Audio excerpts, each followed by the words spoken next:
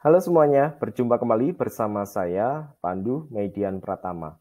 Pada pembelajaran kita kali ini, kita akan belajar tentang kalimat simpleks dan kalimat kompleks sebagai salah satu unsur kebahasaan yang harus ada di dalam teks laporan hasil observasi. Mari kita belajar. Yang pertama, teman-teman tahu tidak apa itu kalimat simpleks, tapi sebelum kita kenal lebih dekat dengan kalimat simpleks atau kalimat kompleks juga nantinya, kita harus tahu dulu apa itu kalimat. Nah, kalimat sendiri adalah gabungan beberapa kata yang mengandung subjek dan predikat, yang diawali dengan huruf kapital, serta memiliki tanda baca dan intonasi akhir. Nah, dari sini kelihatan bahwa sebetulnya penyusunan kalimat itu boleh hanya subjek dan predikat saja. Berdasarkan jumlah klausanya, kalimat hanya digolongkan menjadi kalimat simpleks dan kalimat kompleks.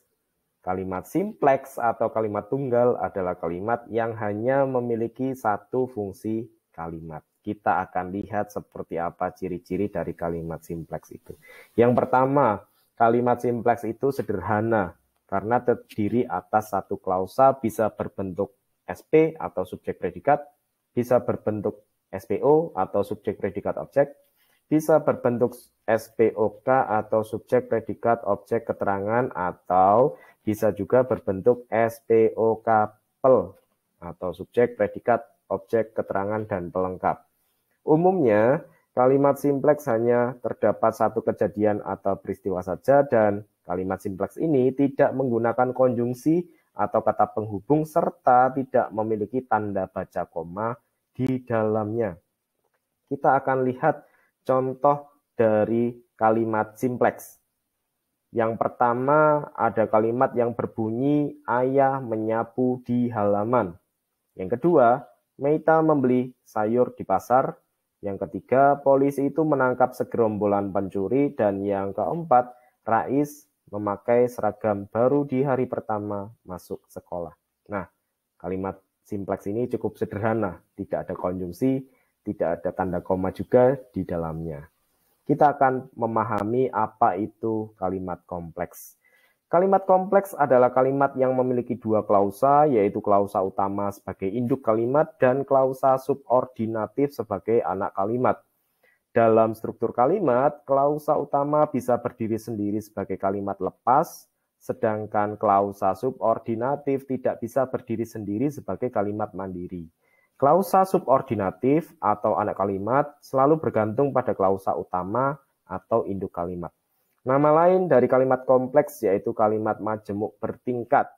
Beberapa ciri kalimat kompleks yaitu adanya fungsi kalimat yang lebih dari satu, lalu adanya konjungsi, dan bisa juga ditandai dengan tanda baca berupa koma di dalam kalimat tersebut.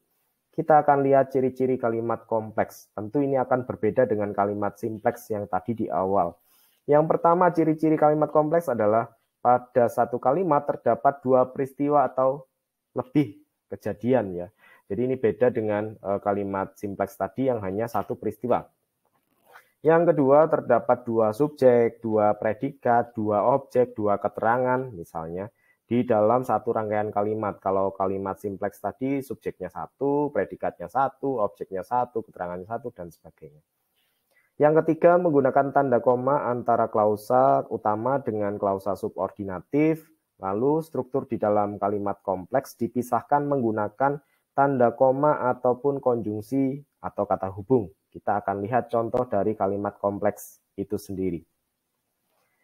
Contoh kalimat yang pertama berbunyi, aku membeli sepatu baru, tetapi ukurannya kebesaran. Yang kedua, Wati pergi ke pasar, sedangkan Andi berangkat ke bengkel.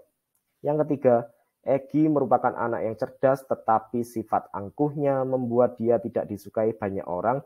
Dan yang keempat, Anda bisa menikmatinya secara gratis atau memilih langganan berbayar. Dari contoh kalimat kompleks ini kita jadi tahu ternyata kalimat kompleks lebih panjang rangkaiannya, memiliki konjungsi di dalamnya, memiliki tanda baca koma di dalamnya, terdapat peristiwa lebih dari satu, tidak seperti kalimat simpleks pada bagian awal. Nah, kita sudah mempelajari apa itu kalimat simpleks, apa itu kalimat kompleks beserta contohnya. Semoga teman-teman bisa mempelajari materi ini dengan mudah. Terima kasih dan sampai bertemu pada pembelajaran selanjutnya.